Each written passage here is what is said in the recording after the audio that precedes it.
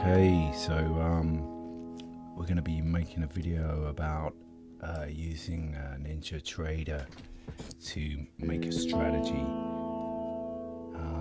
We just start off by creating a new strategy. We're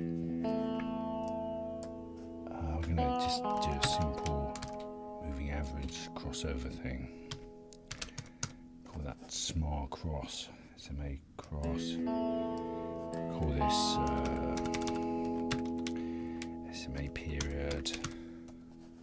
It's going to be an input.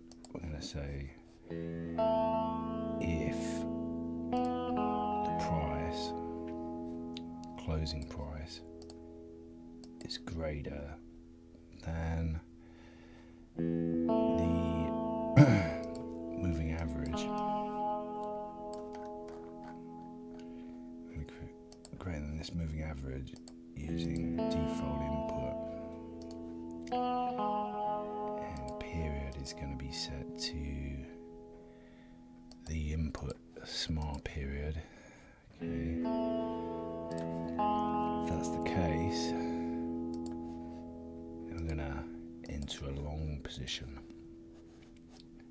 Okay, and we're going to do the opposite. Oops. And add a second set. We're going to say add closing price is less than same moving average. Okay, then we'll enter a short position. Okay, and I'm not going to put a stop on at the moment. It's going to finish that. Press finish and it will create the strategy. Now what we can do is use the strategy analyzer. Have a look at how this might work in practice. So let's try currency. Let's try oil. Oh no, currency be alright. So we set it optimize. So try and optimize the strategy. It takes a while to come up. So look, we're going to find a small cross. Okay, we're going to set some parameters. We're going to use like a 5 up to a 25 period average, going in 5s. We're setting the date, so we're going back in time, 2008, 10 years. We're going to use the 24-hour clock. So we're going to default 24, 27. We'll start with 1 minute. Okay, we're going to keep the best 10 results. There's only 5 steps. So let's see what happens.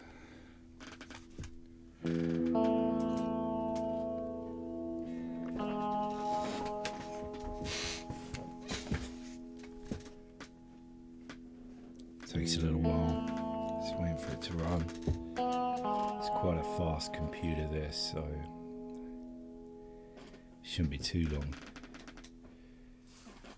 Okay, so I cut a bit out here of time because it took over a minute to produce these results. But let's have a look. You can see the basic. This is the best performer based on performance factor. Just performance. This is the gross profit divided by the gross loss. It's the 5 period moving average is mildly the best performance. What this means is that, you know, it's just saying that the amount it lost relative to the amount it won. It gives you a feel for drawdown, that kind of thing. But yeah, we'll look at this now. Total net profit minus 600,000. This is on one contract with this rather weird trade. Just a simple moving average crossover on the 1 minute data of 5 period moving average. So we can see now the results. That's a graph over time. So we can see these 7-month blocks, and we've got 14 months of quite a nice trade, it looks like. So making almost $200,000 there for 2 years.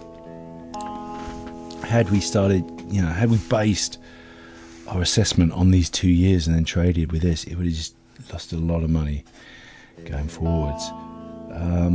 How did this happen? I mean, it's always best to use a larger period of data, I find. I mean, it's 2 years, it's quite volatile then. It was 2008, it's the credit crunch, this is what happened. Somehow this trade made money. But over 10 years, you can see it's less effective. Let's look at the chart. You can see the kind of trade it's making.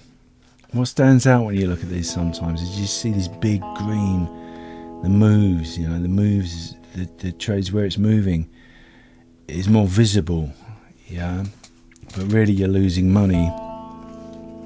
So if you can see where the mouse is, this block here, look, loss, just choppy losses. A lot of systems actually, you can find this choppy loss kind of series of losses like this. It's a small choppy losses that you don't see so much in the middle of these big green moves.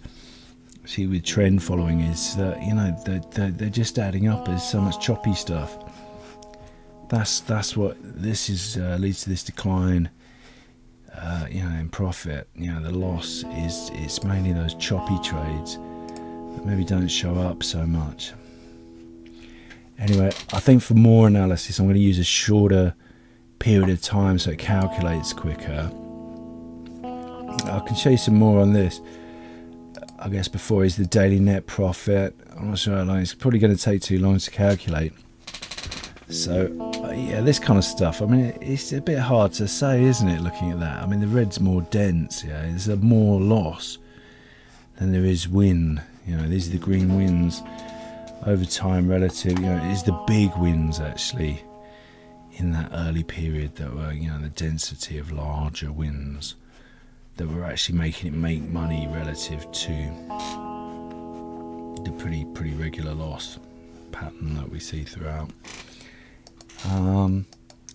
I think what I'm going to do now is edit the trade slightly and test it on a shorter period. So we're going to edit NinjaScript strategy, and let's find our trade SMA cross.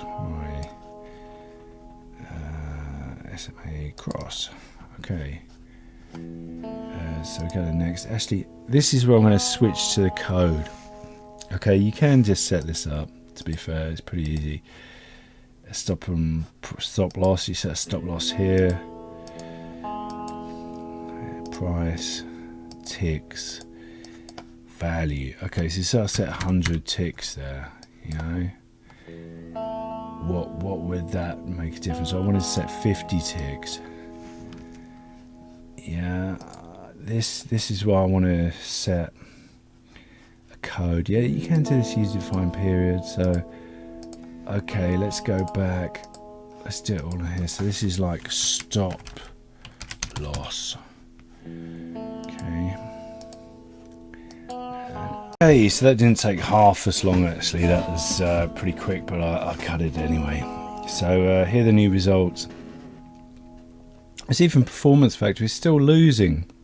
It's still losing, but it's improved slightly using a stop loss. It was like 90.96, 0.95. That's the lowest now with it as 15. This is interesting. What's interesting is, well, I guess it's because it's hourly now that it's preferring a 10 or a 20 period moving average. And it seems to be that the best performers are the longer stop loss. I mean, we're on an hour now, so let's look at the chart for this top performer. What we'll be seeing now, because it's on an hourly crossover, hourly graph crossover, we're going to get more of these bigger moves. I mean, it's the same problem. Look where the mouse is now. This is the choppy section. So it looks like huge moves and it just look like big gains. Like on this alley one, we've got quite a large tick gains on some of these, like 100 ticks or something. and then a lot of choppy data, choppy action again. You know, a lot of small choppy losses. Let's have a look at the graph on a cumulative profit basis. Now what's going on here, because it was in the good periods, I've started in 2008, where this very volatile, this kind of trend following was probably, you know, doing okay, right up to 2009, and it's kind of like, you know, done so, you know, lost, gained over the next couple of years, and then declined over the next. I reckon if we'd have gone forward, it would just keep losing probably. But this period it was doing okay. So yeah, I mean, you can see the stop loss is probably helping there. Let's try and increase that stop loss. The larger stop loss seems to be good. So we'll try it up 100 up to 300 in 100, so see how this looks. I'm interested just to see if we can get this positive. It's such a simple moving average crossover total reversal kind of thing that, you know, it'd be pretty impressive if it made money. There we go. Yeah, so we've got some combinations now. We've got 300 tick stop loss, very wide stop loss, and we're actually getting into profit, you know. Let's try increasing that again. I mean, it's so marginal though, is what we'll find. It's very marginal. So we're going out now to 300 ticks to 500 ticks on the stop loss. It's all on an hourly crossover of the moving average. So it's optimizing. It's finding the best combination. It's very similar. It's stuck. It's 300 was actually the best performer. Okay, and it's barely made money. So with this is the next step. Okay, so you got. It looks like it. Okay, it made $12,000 versus you know, 26,000 loss over this period. But the average trade is only $2.84. Yeah, $2.84 per trade on a future. So that's the average trade. You know, let's try and add slippage to this. So you're bound to be a bit of slippage. So I'm adding 1 tick of slippage per trade. Let's see what comes out with that.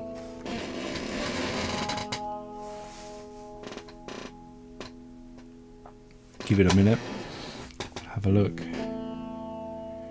I mean, $2 average gain per trade. Yeah, I mean, add a tick of slippage and that's slipped out now to $7 loss, even with that best performance. So with the slippage that, you know, you really should put in at least a tick of slippage. You see that that's not gaining at all. You know, it's losing.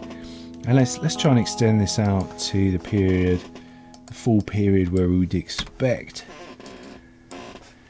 to see more of a decline.